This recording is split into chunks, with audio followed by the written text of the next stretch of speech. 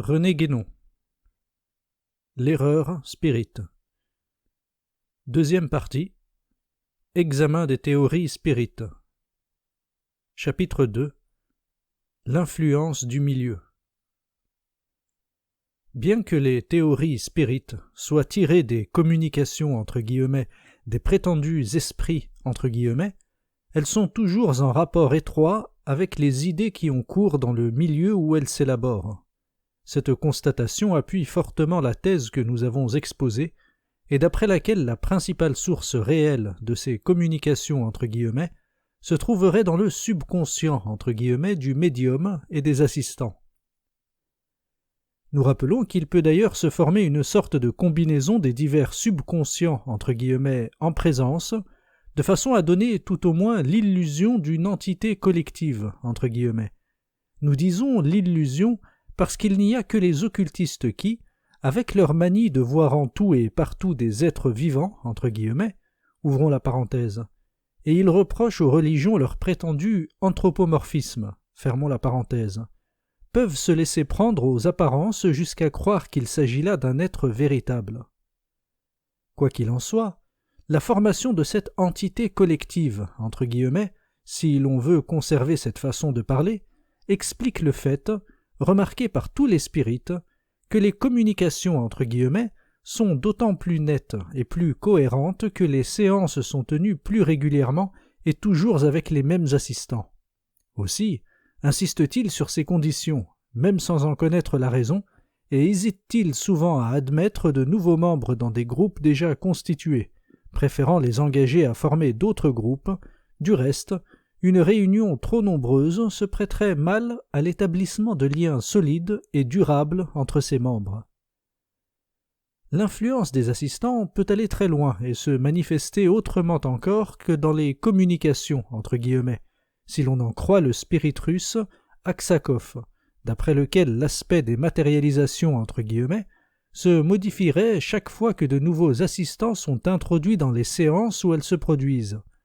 Ces matérialisations entre guillemets, continuant cependant à se présenter sous la même identité, naturellement, ce fait s'explique pour lui par les emprunts que les esprits matérialisés entre guillemets font au périsprit entre guillemets des vivants, mais nous pouvons, quant à nous, y voir la réalisation d'une sorte d'image composite entre guillemets, à laquelle chacun fournit quelques traits, une fusion s'opérant entre les produits des divers subconscients entre guillemets individuels.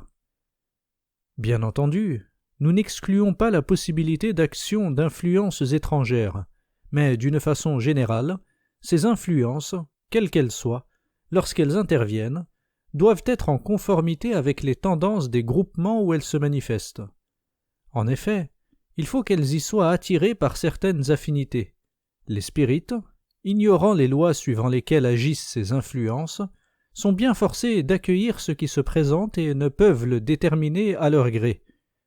D'autre part, nous avons dit que les influences errantes, entre guillemets, ne peuvent être regardées comme proprement conscientes par elles-mêmes.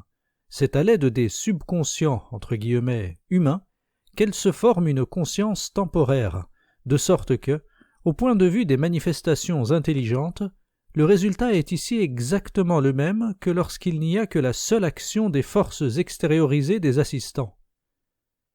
La seule exception qu'il y ait lieu de faire concerne la conscience réflexe qui peut demeurer inhérente à des éléments psychiques ayant appartenu à des êtres humains et actuellement en voie de désagrégation. Mais les réponses qui proviennent de cette source ont généralement un caractère fragmentaire et incohérent, de sorte que les spirites eux-mêmes n'y font guère attention. Et pourtant, c'est là tout ce qui provient authentiquement des morts, encore que l'esprit entre guillemets de ceux-ci, ou leur être réel, n'y soit assurément pour rien.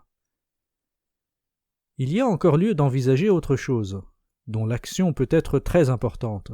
Ce sont les éléments empruntés non plus aux assistants immédiats, mais à l'ambiance générale. L'existence de tendances ou de courants mentaux dont la force est prédominante pour une époque et pour un pays déterminé est assez ordinairement connue, au moins vaguement, pour qu'on puisse comprendre sans peine ce que nous voulons dire. Ces courants agissent plus ou moins sur tout le monde, mais leur influence est particulièrement forte sur les individus que l'on peut appeler « sensitifs » entre guillemets, et, chez les médiums, cette qualité est portée à son plus haut degré. D'autre part, chez les individus normaux, c'est principalement dans le domaine du subconscient entre guillemets que s'exerce cette même influence. Elle s'affirmera donc plus nettement quand le contenu de ce subconscient entre guillemets apparaîtra au dehors, ainsi qu'il arrive précisément dans les séances spirites. Et l'on doit rapporter à cette origine beaucoup de ces banalités invraisemblables qui s'étalent dans les communications entre guillemets. Il peut même y avoir, dans cet ordre, des manifestations qui semblent présenter un plus grand intérêt. Il y a des idées dont on dit vulgairement qu'elles sont « dans l'air » entre guillemets, et l'on sait que certaines découvertes scientifiques ont été faites simultanément par plusieurs personnes travaillant indépendamment les unes des autres. Si de tels résultats n'ont jamais été obtenus par les médiums, c'est que, même s'ils reçoivent une idée de ce genre, ils sont bien incapables d'en tirer parti.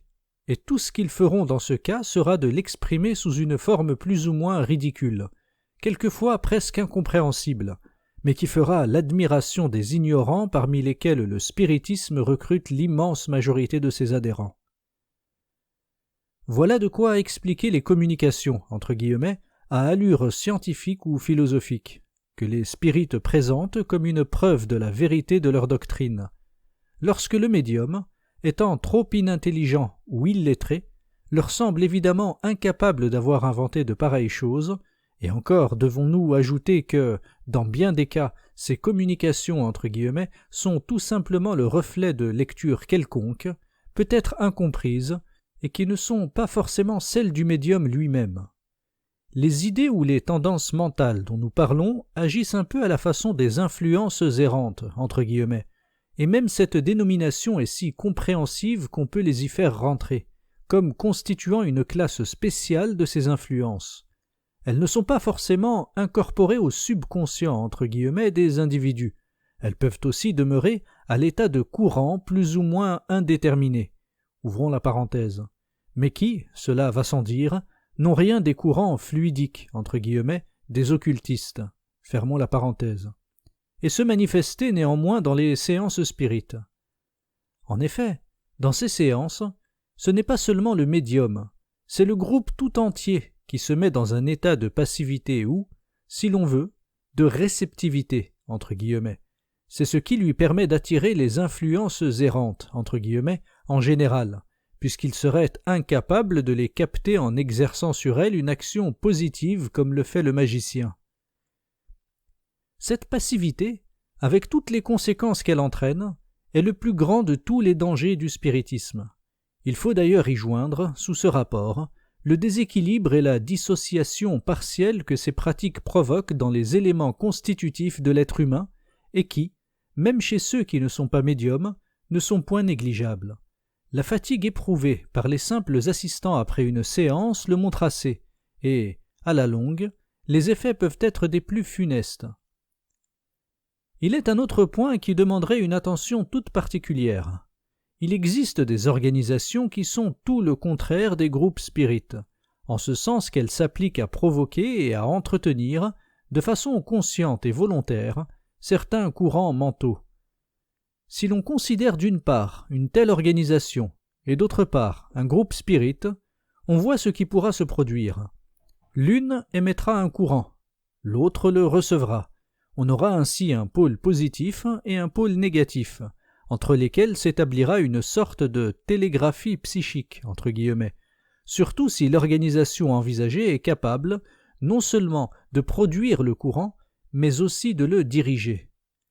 Une explication de ce genre est d'ailleurs applicable au fait de télépathie, entre guillemets, mais dans ceci, la communication s'établit entre deux individus, et non entre deux collectivités, et, en outre, elle est le plus souvent tout accidentelle et momentanée, n'étant pas plus voulue d'un côté que de l'autre. On voit que ceci se rattache à ce que nous avons dit des origines réelles du spiritisme et du rôle qui a pu y être joué par des hommes vivants, sans que ceux-ci aient semblé y prendre la moindre part. Un mouvement comme celui-là était éminemment propre à servir à la propagation de certaines idées, dont la provenance pouvait demeurer entièrement ignorée de ceux mêmes qui y participeraient. Mais l'inconvénient était que l'instrument ainsi créé pouvait aussi se trouver à la merci d'autres influences quelconques, peut-être même opposées à celles qui étaient primitivement en action.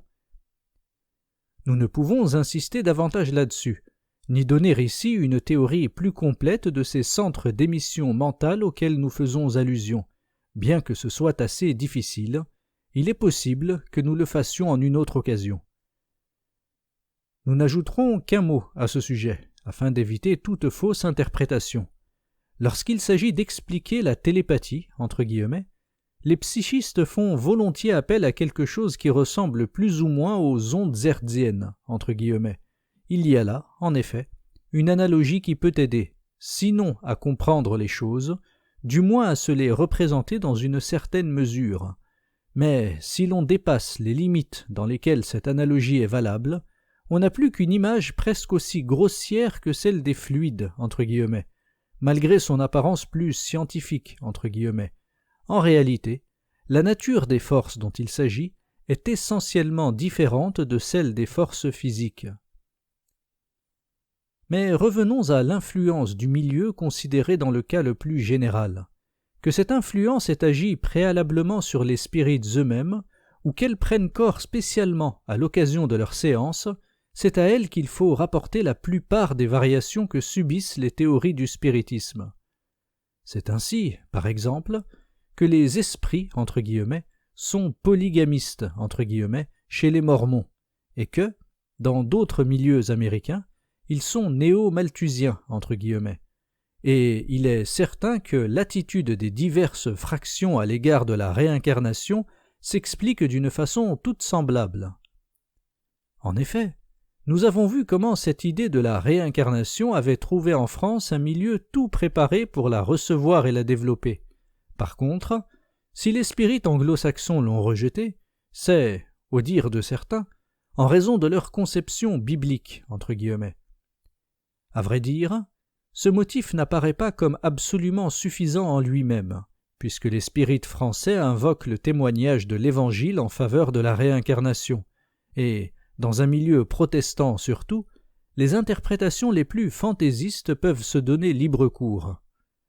Seulement, si les esprits, entre guillemets, anglais et américains ont déclaré que la réincarnation était en désaccord avec la Bible, ouvrons la parenthèse, qui d'ailleurs n'en parle pas, pour la bonne raison que c'est une idée toute moderne, fermons la parenthèse, c'est que telle était la pensée de ceux qui les interrogeaient.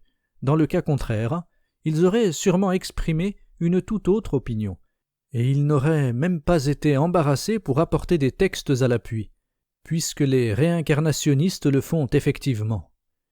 Il y a mieux encore.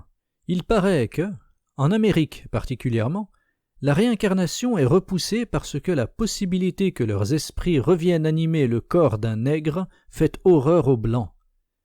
Note de bas de page. Docteur Gibier, Le spiritisme, page 138-139.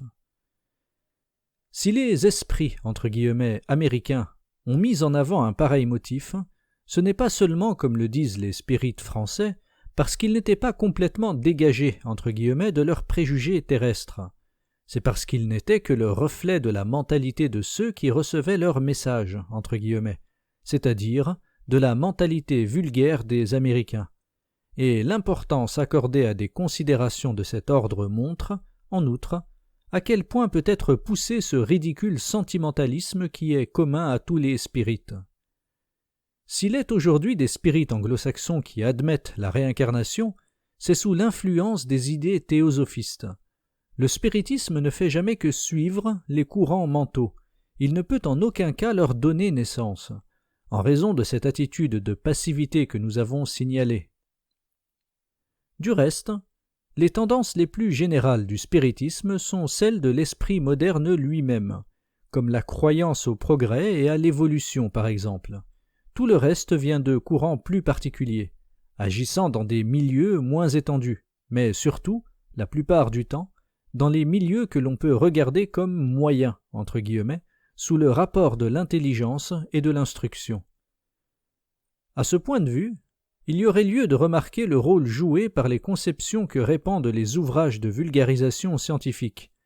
Beaucoup de spirites appartiennent à la classe à laquelle s'adressent ces ouvrages, et, s'il en est dont le niveau mental est encore inférieur, les mêmes idées leur parviennent par l'intermédiaire des autres, ou bien ils les puisent tout simplement dans l'ambiance. Quant aux idées d'un ordre plus élevé, comme elles ne sont point intensifiées par une semblable expansion, elles ne viennent jamais se refléter dans les communications entre guillemets spirites, et il y a plutôt à s'en féliciter, car le miroir psychique entre guillemets qu'est un médium ne pourrait que les déformer, et cela sans profit pour personne, les spirites étant parfaitement incapables d'apprécier ce qui dépasse les conceptions courantes. Lorsqu'une école spirite est parvenue à constituer un semblant de doctrine, à fixer certaines grandes lignes, les variations à l'intérieur de cette école ne portent plus que sur des points secondaires, mais dans ses limites, elle continue à suivre les mêmes lois. Il peut cependant arriver que les communications entre guillemets persistent alors à traduire une mentalité qui est plutôt celle de l'époque où cette école s'est établie, parce que cette mentalité est demeurée celle de ses adhérents, bien qu'elle ne corresponde plus entièrement à l'ambiance. C'est ce qui s'est produit pour le kardécisme, qui a toujours gardé quelques traits de ces milieux socialistes de 1848 dans lesquels il a pris naissance. Mais il faut dire aussi que l'esprit qui animait ces milieux n'a pas entièrement disparu, même en dehors du spiritisme, et qu'il leur a survécu, sous des formes diverses, dans toutes les variétés d'humanitarisme qui se sont développées depuis lors. Mais le kardécisme est demeuré plus près des anciennes formes, tandis que d'autres étapes de ce développement se sont en quelque sorte cristallisées, entre guillemets, dans des mouvements néo-spiritualistes, entre guillemets, de date plus récente. Du reste, les tendances démocratiques sont inhérentes au spiritisme en général, et même, d'une façon plus ou moins accentuée, à tout le néo-spiritualisme, entre guillemets. Il en est ainsi parce que le spiritisme, reflétant fidèlement l'esprit moderne en cela comme en bien d'autres choses, est et ne peut être qu'un produit de la mentalité démocratique. C'est, comme on l'a dit très justement, ouvrons les guillemets, la religion du démocrate, l'hérésie où pouvait seule aboutir, en religion, la démocratie, fermons les guillemets. Note de bas de page.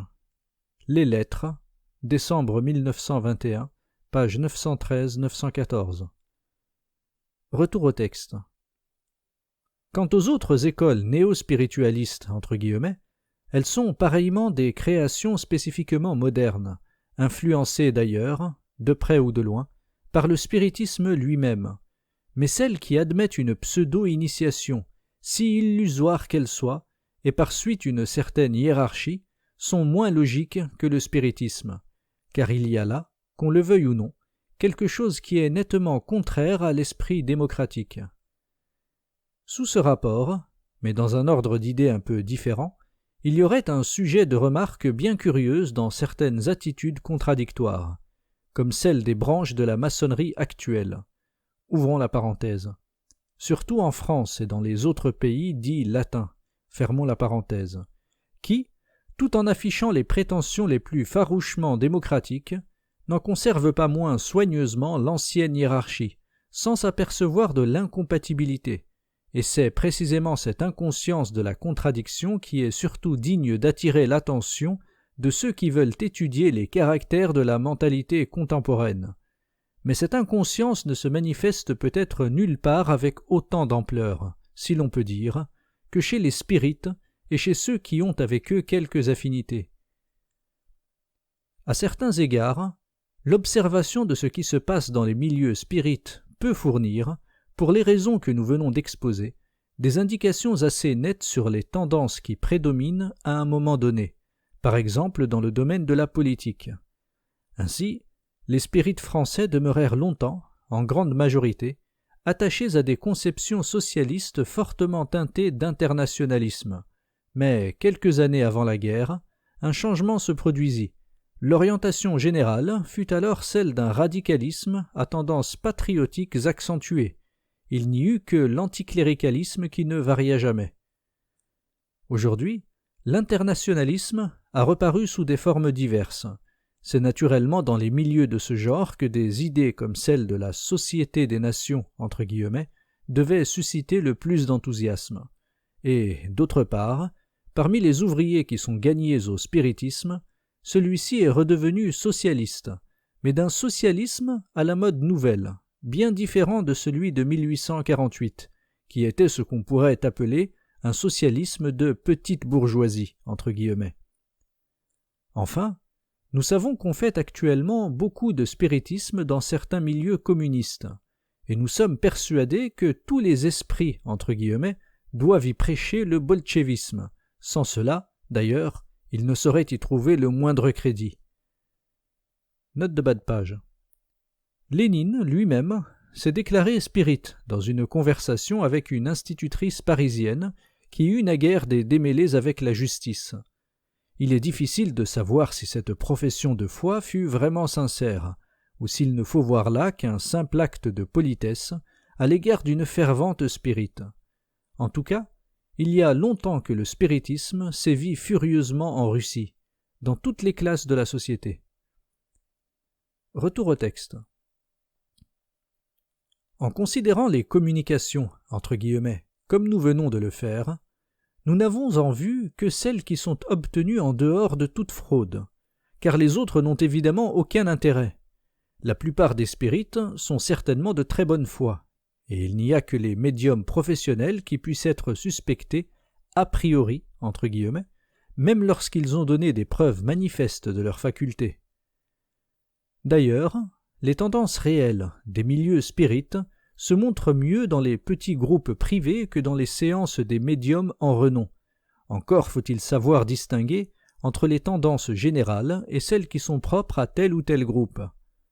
Ces dernières se traduisent spécialement dans le choix des noms sous lesquels se présentent les esprits, entre guillemets, surtout ceux qui sont les guides, entre guillemets, attitrés du groupe. On sait que ce sont généralement des noms de personnages illustres, ce qui ferait croire que ceux-là se manifestent beaucoup plus volontiers que les autres, et qu'ils ont acquis une espèce d'ubiquité. Ouvrons la parenthèse. Nous aurons à faire une remarque analogue au sujet de la réincarnation. Fermons la parenthèse.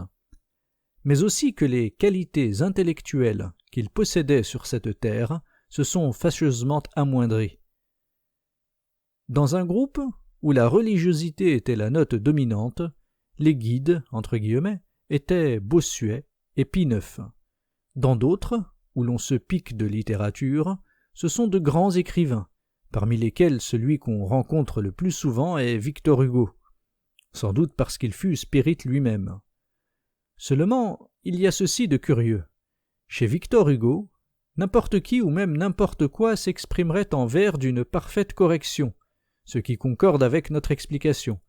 Nous disons n'importe quoi, car il recevait parfois des communications entre guillemets d'entités fantaisistes, comme l'ombre du sépulcre, entre guillemets. Ouvrons la parenthèse. Il n'y a qu'à se reporter à ses œuvres pour en voir la provenance, fermons la parenthèse. Mais, chez le commun des spirites, Victor Hugo a oublié jusqu'aux règles les plus élémentaires de la prosodie, si ceux qui l'interrogent les ignorent eux-mêmes. Note de bas de page.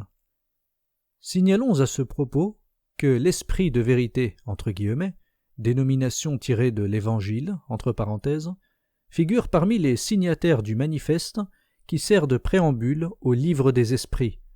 La préface de l'Évangile selon le spiritisme porte cette même signature, entre parenthèses, et aussi que Victor Hennequin, un des premiers spirites français, qui d'ailleurs mourut fou, était inspiré par l'âme de la terre, entre guillemets, qui le persuada qu'il était élevé au rang de sous-dieu, entre guillemets, de la planète.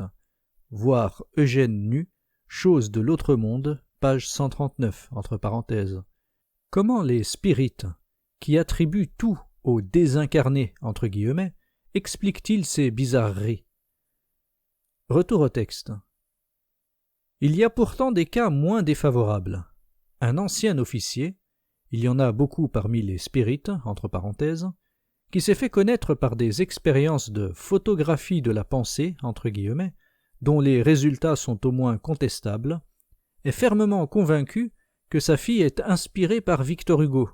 Cette personne possède effectivement une facilité de versification peu commune, et elle s'est même acquis quelque notoriété, ce qui ne prouve rien assurément, à moins d'admettre avec certains spirites que toutes les prédispositions naturelles sont dues à une influence des esprits, entre guillemets, et que ceux qui font preuve de certains talents dès leur jeunesse sont tous des médiums sans le savoir. D'autres spirites, par contre, ne veulent voir dans les mêmes faits qu'un argument en faveur de la réincarnation. Mais revenons aux signatures des communications, entre guillemets, et citons ce que dit à ce sujet un psychiste peu suspect de partialité, le docteur L. Moutin. Ouvrons les guillemets. Un homme de science ne sera point satisfait et sera loin d'approuver des communications idiotes d'Alexandre le Grand, de César, du Christ, de la Sainte Vierge, de Saint Vincent de Paul, de Napoléon Ier, de Victor Hugo, etc., que soutiennent exact une foule de pseudo-médiums. L'abus des grands noms est détestable, car il fait naître le scepticisme. Nous avons souvent démontré à ces médiums qu'ils se trompaient, en posant, au soi-disant esprit présent, des questions qu'ils devaient connaître, mais que les médiums ignoraient. Ainsi, par exemple, Napoléon Ier ne se souvenait plus de Waterloo. Saint Vincent de Paul ne savait plus un mot de latin. Le Dante ne comprenait pas l'italien. Lamartine, Alfred de Musset, était incapable d'accoupler deux vers. Prenant ces esprits en flagrant délit d'ignorance et faisant toucher la vérité du doigt à ces médiums, pensez-vous que nous ébranlions leurs convictions?